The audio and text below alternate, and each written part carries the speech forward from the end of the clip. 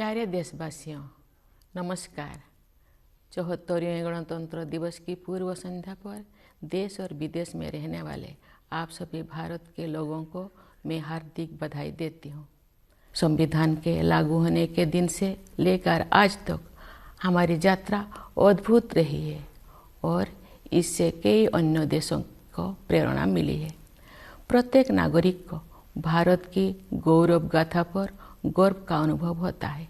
जब हम गणतंत्र दिवस मनाते हैं तब एक राष्ट्र के रूप में हमने मिलजुल कर जो उपलब्धियां प्राप्त की है उनका हम उत्सव मनाते हैं। भारत विश्व की सबसे पुरानी जीवंत सभ्यताओं में से एक है। भारत को लोकतंत्र की जननी कहा जाता है, फिर भी हमारा आधुनिक गणतंत्र युवा है। स्वतंत्रता के प्रारंभिक वर्षों में हमें अनगिनत चुनौतियों और प्रतिकूल परिस्थितियों का सामना करना पड़ा। लंबे विदेशी शासन के अनेक बुरे परिणामों में से दो कुप्रभाव थे, भयंकर गरीबी और निरक्षरता। फिर भी भारत अविचलित रहा। आशा और विश्वास के साथ हमने मानव जाति के इतिहास में एक अनूठा प्रयोग शुरू किया। इतनी बड़ी संख्या में इतनी विविधताओं से भरा जनसमुदाय एक लोकतंत्र के रूप में एकजुट नहीं हुआ था। ऐसा हमने इस विश्वास के साथ किया कि हम सब एक ही हैं और हम सभी भारतीय हैं। इतने सारे पंथों और इतनी सारी भाषाओं ने हमें विभाजित नहीं किया है, बल्कि हमें जोड़ा है। इसलिए हम एक लोकतांत्रिक गणतंत्र के रूप में सफल हुए हैं। यही भारत का सार तत्व है। ये सार तत्व संविधान के केंद्र में रहा है और समय की कसौटी पर खरा उतरा है। स्वतंत्रता संग्राम के आदर्शों के अनुरूप हमारा गणतंत्र को आधार देने वाला संविधान बना।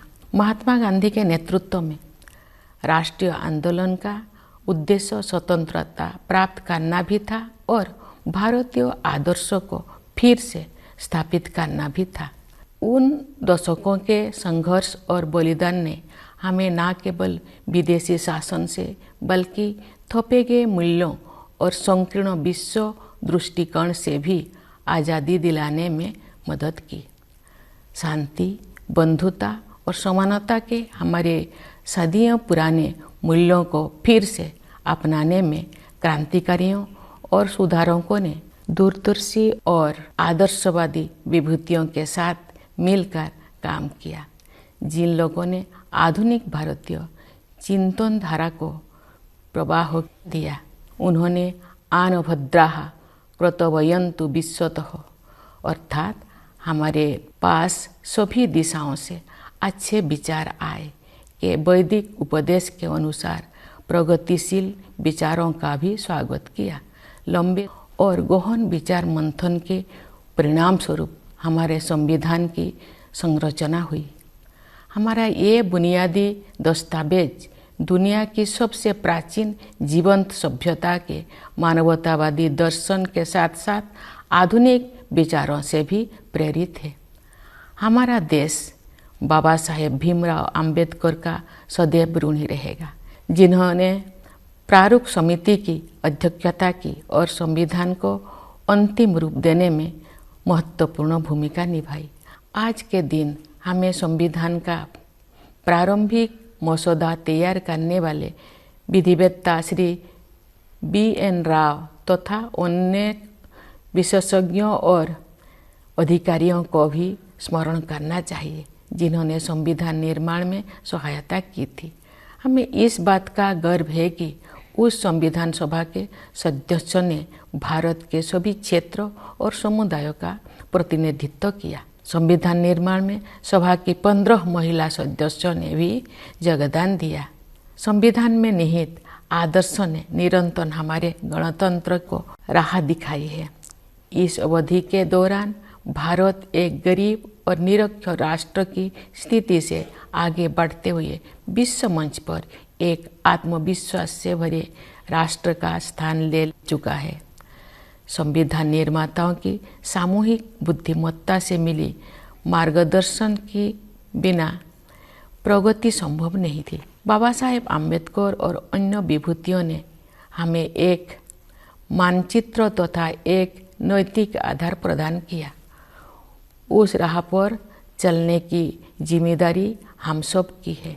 हम काफ़ी हद तक उनकी उम्मीदों पर खरे उतरे भी हैं, लेकिन हम ये महसूस करते हैं कि गांधी जी के सर्वोदय की आदर्शों को प्राप्त करना अर्थात सभी का उत्थान किया जाना अभी बाकी है। फिर भी हमने सभी क्षेत्रों में उत्साहजनक प्रगति हासिल की है। प्यारे देशवासियों, सर्वोदय के हमारे मिशन में आर्थिक मंच पर हुई प्रगति सबसे अधिक उत्साहजनक रही है। पिछले साल भारत दुनिया की 5वीं सबसे बड़ी अर्थव्यवस्था बन गया। ये उल्लेख करना जरूरी है कि ये उपलब्धि आर्थिक अनिश्चितता से भरी वैश्विक पृष्ठभूमि में प्राप्त की गई है। वैश्विक महामारी चौथे वर्ष में प्रवेश कर चुकी है और दुनिया के अधिकांश हिस्सों में आर्थिक विकास पर इसका प्रभाव पड़ रहा है। शुरुआती दौर में कोविड-19 से भारत की अर्थव्यवस्था को भी काफ़ी क्षति पहुंची। फिर भी सक्षम नेतृत्व और प्रभावी संघर्षशीलता के बल पर हम शीघ्र ही मंदी से बाहर आ गए और अपनी विकास यात्रा को फिर से शुरू किया। अर्थव्यवस्था के अधिकांश क्षेत्र अब महामारी के प्रभाव से बाहर आ गया है। भारत सबसे तेजी से बढ़ते हुए बड़ी अर्थव्यवस्था में से एक है और सरकार द्वारा समय पर किए गए सक्रिय प्रयासों द्वारा ही संभव हो पाया है। इस संदर्भ में आत्मनिर्भर भारत अभियान के प्रति जन सामान्यों के बीच विशेष उत्साह देखा जा रहा है। इसके अलावा विभिन्न क्षेत्रों के लिए विशेष प्रोत्साहन योजनाएं भी लागू की गई है। ये बड़े ही संतोष के विषय है कि जो लोग हाशिए पर रह गए थे उनका भी योजनाओं और कार्यक्रम में समावेश किया गया है तथा कठिनाई में उनकी मदद की गई है। मार्च 2020 में घोषित प्रधानमंत्री गरीब कल्याण अन्न योजना पर अमल करते हुए सरकार ने उस समय गरीब परिवारों के लिए खाद्य सुरक्षा सुनिश्चित की जब हमारे देशवासी कोविड-19 की महामारी के कारण अकस्मात उत्पन्न हुए आर्थिक व्यवधान का सामना कर रहे थे। इस सहायता की वजह से किसी को भी खाली पेट नहीं सोना पड़ा। गरीब परिवारों के हित को सर्वोपरि रखते हुए इस योजना की अवधि को बार बार बढ़ाया गया तथा लगभग 81 करोड़ देशवासी लाभान्वित होते रहे। इस सहायता को आगे बढ़ाते हुए सरकार ने घोषणा की है कि वर्ष 2023 के दौरान भी लाभार्थियों को उनका मासिक राशन मुफ्त में मिलेगा। इस ऐतिहासिक कदम से सरकार ने कमजोर वर्गों को आर्थिक विकास में शामिल करने के साथ साथ उनकी देखभाल की जिम्मेदारी भी ली है। हमारे अर्थव्यवस्था का आधार सुदृढ़ होने के कारण हम उपयोगी प्रयासों का सिलसिला शुरू करने और उसे आगे बढ़ाने में सक्षम हो सके। हमारा अंतिम लक्ष्य एक ऐसा वातावरण बनाना है जिससे सभी नागरिक व्यक्तिगत और सामूहिक रूप से अपनी वास्तविक क्षमताओं का पूरा उपयोग करें और उनका जीवन फले फूले। इस उद्देश्य की प्राप्ति के लिए शिक्षा ही आधारशिला तैयार करती है। इसीलिए राष्ट्रीय शिक्षा नीति में महत्वाकांक्षी परिवर्तन किए गए हैं। शिक्षा के दो प्रमुख उद्देश्य कहे जा सकते हैं। पहले आर्थिक और सामाजिक सशक्तिकरण और दूसरा सत्य की खोज। राष्ट्रीय शिक्षा नीति इन दोनों लक्ष्यों को प्राप्त करने का मार्ग प्रशस्त करती है। यह नीति शिक्षार्थियों को 21वीं सदी की चुनौतियों के लिए तैयार करते हुए हमारी सभ्यता पर आधारित ज्ञान को समकालीन जीवन के लिए प्रासंगिक बनाती है। इस नीति में शिक्षा प्रक्रिया को विस्तार और गहराई प्रदान करने के लिए प्रौद्योगिकी की महत्वपूर्ण भूमिका को रेखांकित किया गया है। हमें कोविड-19 के शुरुआती दौर में ये देखने को मिला कि प्रौद्योगिकी में जीवन को बदलने की संभावनाएं होती है। डिजिटल इंडिया मिशन के तहत गांव और शहर की दूरी को समाप्त करके सूचना और संचार प्रौद्योगिकी को समावेशी बनाने का प्रयास किया जा रहा है। दूर दराज के स्थानों में अधिक से अधिक लोग इंटरनेट का लाभ उठा रहे हैं। बुनियादी ढांचे में हुए विस्तार की सहायता से सरकार द्वारा उपलब्ध कराए जा रहे विभिन्न प्रकार की सेवाएं लोगों को प्राप्त हो रहा है। हम विज्ञान और प्रौद्योगिकी के क्षेत्र में अपनी उपलब्धियों पर गर्व का अनुभव कर सकते हैं। अंतरिक्ष प्रौद्योगिकी के क्षेत्र में भारत गिने चुने अग्रणी देशों में से एक रहा है। इस क्षेत्र में काफ़ी समय से लंबित सुधार किए जा रहा है और आप निजी उद्यमों को इस विकास यात्रा में शामिल होने के लिए आमंत्रित किया गया है। भारतीय अंतरिक्ष यात्रियों को ले जाने के लिए गगनयान कार्यक्रम प्रगति पर है। ये भारत की पहली मानवयुक्त अंतरिक्ष उड़ान होगी। हम सितारों तक पहुंचकर भी अपने पांव जमीन पर रखते हैं। भारत का मंगल मिशन असाधारण महिलाओं की एक टीम द्वारा संचालित किया गया था और अन्य क्षेत्रों में भी बहनों और बेटियां आप पीछे नहीं है। महिला सशक्तिकरण तथा महिला और पुरुष के बीच समानता अब केवल नारे नहीं रह गए हैं। हमने हाल के वर्षों में इन आदर्शों तक पहुंचने की दिशा में काफ़ी प्रगति की है। बेटी बचाओ बेटी पढ़ाओ अभियान में लोगों की भागीदारी के बल पर हर कार्य क्षेत्र में महिलाओं का प्रतिनिधित्व बढ़ रहा है। राज्य की अपनी यात्राओं, शिक्षण संस्थानों के कार्यक्रमों और प्रोफेशनल्स के विभिन्न प्रतिनिधि मंडलों से मिलने के दौरान मैं युवतियों के आत्मविश्वास से बहुत प्रभावित होती हूँ। मेरे मन में कोई संदेह नहीं है कि महिलाओं की आने वाले काल के भारत को स्वरूप देने के लिए अधिकतम योगदान देंगे। यदि आधी आबादी को राष्ट्र निर्माण में अपनी श्रेष्ठतम क्षमता के अनुसार योगदान करने की अवसर दिया जाए तथा उन्हें प्रोत्साहित किया जाए तो ऐसे कौन सा चमत्कार है जो नहीं किया जा सकता है। सशक्तिकरण की यही दृष्टि अनुसूचित जातियों और अनुसूचित जनजातियों सहित कमजोर वर्गों के लोगों के लिए सरकार की कार्यप्रणाली का मार्गदर्शन करती है। वास्तव में हमारा उद्देश्य न केवल उन लोगों के जीवन की बाधाओं को दूर करना और उनके विकास में मदद करना बल्कि उन समुदाय से सीखना भी है। विशेष रूप से जनजातीय समुदाय के लोग पर्यावरण की रक्षा से लेकर समाज को और अधिक एकजुट बनाने तक कई क्षेत्रों में सीख दे सकते हैं। प्यारे देशवासियों, शासन के सभी पहलुओं में बदलाव लाने और लोगों की रचनात्मक ऊर्जा को उजागर करने के लिए हाल के वर्षों में किए गए प्रयासों की श्रृंखला के परिणाम स्वरूप अब विश्व समुदाय भारत को सम्मान की नई दृष्टि से देखता है। विश्व के विभिन्न मंचों पर हमारी सक्रियता से सकारात्मक बदलाव आने शुरू हो गया है। विश्व मंच पर भारत ने जो सम्मान अर्जित किया है उसके फलस्वरूप देश को नए अवसर और जिम्मेदारियां भी मिली है। जैसा कि आप सब जानते हैं, इस वर्ष भारत G20 देशों के समूह की अध्यक्षता कर रहा है।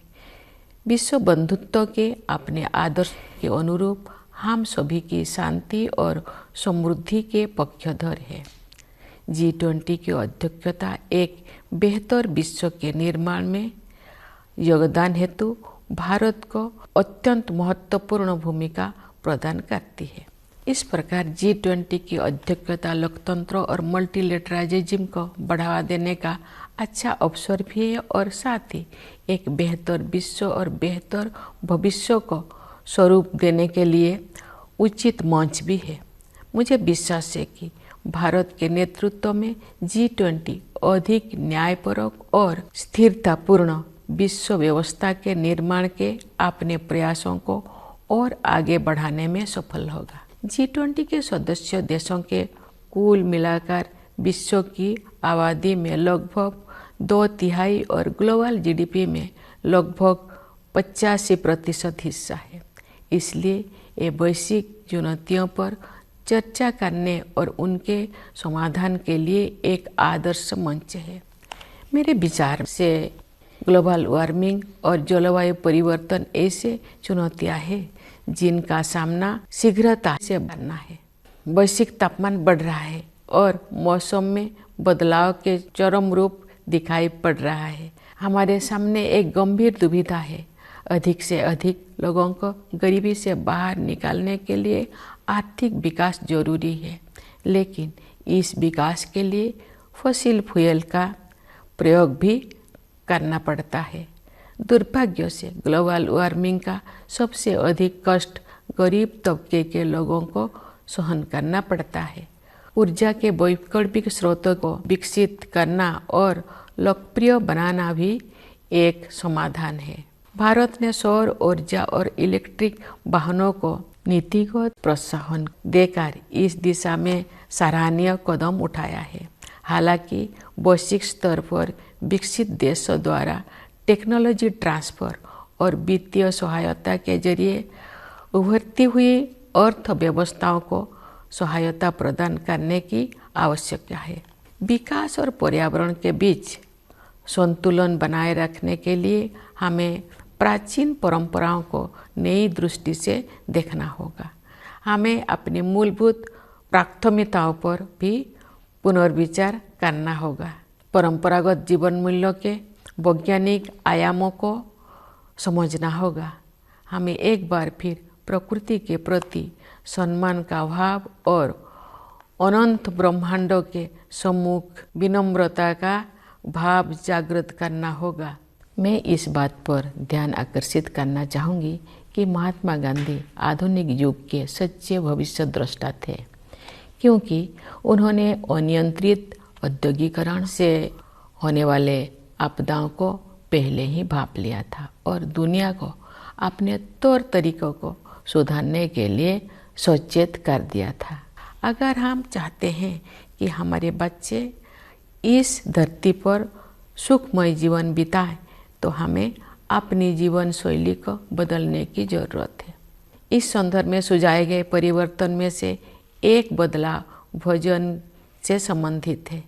मुझे ये जानकर प्रसन्नता हुई है कि संयुक्त राष्ट्र ने भारत के सुझाव को स्वीकार किया है और वर्ष 2023 को the international year of millets घोषित किया है। बाजरा जैसे मोटे अनाज हमारे आहार के मुख्य तत्व हुआ करते थे। समाज के सभी वर्ग उन्हें फिर से पसंद करने लगे हैं। ऐसे अनाज पर्यावरण के अनुकूल है, क्योंकि उनकी उपज कम पानी में ही हो जाता है। ये अनाज उच्च स्तर का पोषण भी प्रदान करते हैं। यदि अधिक से अधिक लोग मोटे अनाज को भोजन में शामिल करेंगे तो पर्यावरण संरक्षण में सहायता होगी और लोगों के स्वास्थ्य में भी सुधार होगा। गणतंत्र का 1 अरब वर्ष बीत चुका है और एक नया वर्ष शुरू हो रहा है। ये अभूतपूर्व परिवर्तन का दौर रहा है। महामारी के प्रकोप से दुनिया कुछ ही दिनों में बदल गई थी। पिछले 3 वर्ष के दौरान जो भी हमें लगा कि हमने वायरस पर काबू पा लिया है, तो वायरस फिर किसी विकृत रूप में वापस आ जाता है। लेकिन अब इससे घबराने का कोई ज़रूरत नहीं है, क्योंकि हमने ये समझ लिया है कि हमारा नेतृत्व, हमारे वैज्ञानिक और डॉक्टर, हमारे प्रशासक और कोरोना योद्धा किसी भी स्थिति से निपटने के लिए हर संभव प्रयास करेंगे। साथ ही हमने ये भी सीखा है कि हम अपनी सुरक्षा में कमी नहीं आने देंगे और सतर्क भी रहेंगे। प्यारे देशवासियों, विभिन्न क्षेत्रों में कार्यरत कई पीढ़ियों के लोग हमारे गणतंत्र की अब तक की विकास गाथा में अमूल्य योगदान के लिए प्रशंसा के पात्र है। मैं किसानों, मजदूरों, वैज्ञानिकों और इंजीनियरों की भूमिकाओं की सराहना करती हूँ, जिसकी सामूहिक शक्ति हमारे देश को जय जवान, जय किसान, जय विज्ञान, जय अनुसंधान की भावना के अनुरूप आगे बढ़ने में सक्षम बनाती है। मैं देश की प्रगति में योगदान देने वाले प्रत्येक नागरिक की सराहना करती हूँ। भारत की संस्कृति और सभ्यता के अग्रदूत प्रवासी भारतीयों का भी मैं अभिवादन करती हूँ। इस अवसर पर मैं उन बहादुर जवानों की विशेष रूप से सराहना करती हूँ जो हमारी सीमाओं की रक्षा करते हैं और किसी भी त्याग तथा बलिदान के लिए सदैव तैयार रहते हैं। देशवासियों को आंतरिक सुरक्षा प्रदान करने वाले समस्त अर्धसैनिक बलों तथा पुलिस बलों के बहादुर जवानों की भी मैं सराहना करती हूँ। हमारी सेनाओं, अर्धसैनिक बलों तथा पुलिस बलों के जिन वीरों ने कर्तव्य निभाते हुए अपने प्राणों की आहुति दी है, उन सबको मैं सादर नमन करती हूँ। मैं सभी प्यारे बच्चों को उनके उज्जवल भविष्य के लिए हृदय से आशीर्वाद देती हूँ। आप सभी देशवासियों के लिए एक बार फिर मैं गणतंत्र दिवस की हार्दिक शुभकामनाएं व्यक्त करती हूँ। धन्यवाद। जय हिंद, जय भारत।